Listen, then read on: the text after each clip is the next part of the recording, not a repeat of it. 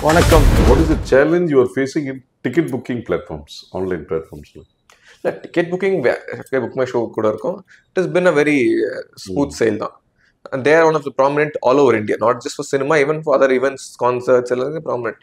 So anala ticket booking has been going. Expensive, extremely expensive.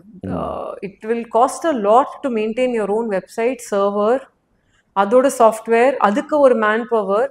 அங்கே வந்து ஒரு டிக்கெட்டும் I have my own platform.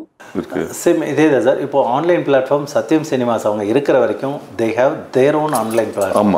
அதுக்கு ரீசன் அவங்களுக்கு 45-50 ஸ்க்ரீன் இருந்தது. ஓகே, அதை மெயின்டைன் பண்ண முடியும்.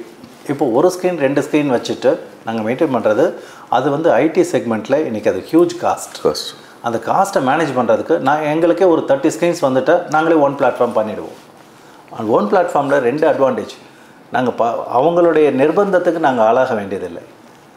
புக்கிங் பிளாட்ஃபார்ம் இருக்காங்க, they are demanding some payment gateway charges அதெல்லாம் கேட்குறாங்க.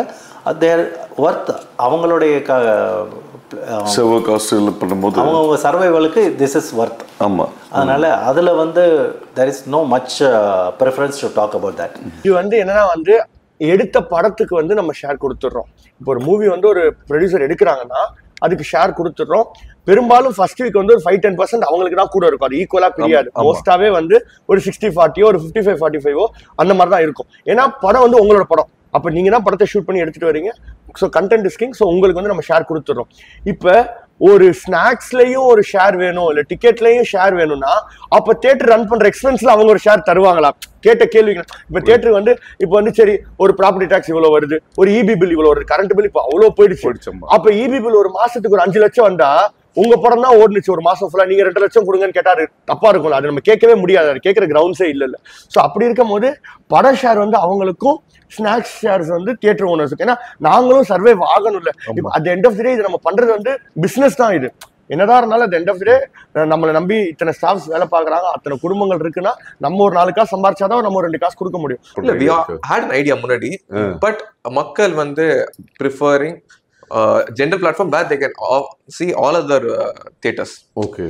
So நம்ம இதுக்கு எக்ஸ்க்ளூசிவா எல்லாம் போனா feasibility wise possible, practically it won't click. அதுதான் நம்ம ஸ்டைலுக்கு சரி நான் ரோயின் பிளாட்ஃபார்ம் வச்சிருக்கோம். பட் அப்படி ஆரம்பிச்சாலும் what we will do is we link it to book my show. It's super. I'm only keeping it for the brand. அதுல வந்து in fact I lose money on a monthly basis.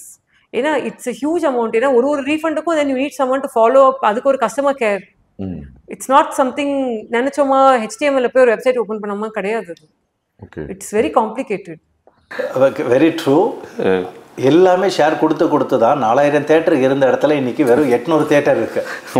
இதுலையும் ஒவ்வொன்றும் share பண்ண ஆரம்பிச்சதுன்னா எங்களுக்கு இனிஷியலாக ஜென்செட்டு run பண்ணோம்னா அதுக்கான diesel cost அவங்க ஷேர் பண்ணுவாங்க டிஸ்ட்ரிபியூட்டர். நவடேஸ் லாஸ்ட் 10-12 இயர்ஸ் எந்த எக்ஸ்பென்சஸும் ஷேர் பண்ணுறதில்ல.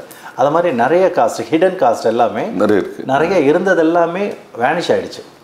இப்போ இதுலேயும் சார்ஜஸ் கேட்டாங்கன்னா ஆல்வேஸ் தியேட்டர் ஓனர்ஸ் எப்போவுமே ரொம்ப மெக்னானிமஸாக தான் இருப்பாங்க. சரி அப்படின்ட்டு போயிடுவாங்க. அப்படி போனாங்கன்னா அது இண்டஸ்ட்ரிக்கு தான் கெடுதல், not for us. So end of the day வந்து பிஸ்னஸ் தான்.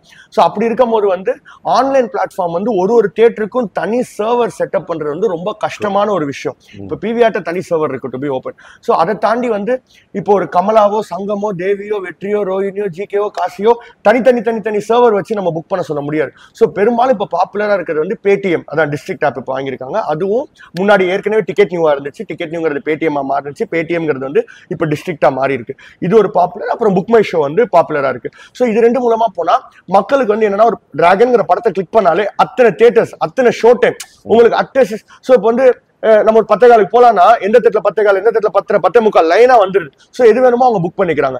கன்வீனியன்ஸ் ஃபீ வந்து மேபி ஒரு 30 rupees. அதுக்கு ஜிஎஸ்டி 18% இருக்கு கவர்மெண்ட்டுக்கு. ஸோ அது ஒரு 5 ரூபா 40 காசு 18% ஜிஎஸ்டி போயிடுது. மிச்சம் இருக்கிறது வந்து மேபி தியேட்டர் ஓனர்ஸுக்கும் அந்த டிக்கெட்டிங் பிளாட்ஃபார்முக்கும் ஒரு ஷேர் பேஸ்ட் ஆன் அது கமர்ஷியல் டர்ம்ஸ். அது ஒரு ஷேர் வந்து அது போய்கிட்டு இருக்கும். ஸோ அதே மாதிரி தியேட்டர்ஸ்ல வந்து இப்போ நம்ம தானே இன்வெஸ்ட் பண்ணி இப்போ நம்ம ரெண்ட் யார் கட்ட போறோம் சொல்லுங்க, லாபி ரெண்ட் யார் கட்ட போறோம். ஸோ இதெல்லாம் நம்ம இன்வெஸ்ட் பண்ணி வச்சிருக்கும் போது அதோட என்ன ப்ராஃபிட்ஸ் வருதோ அது ஆப்வியஸா தியேட்டர் ஓனர்ஸ்.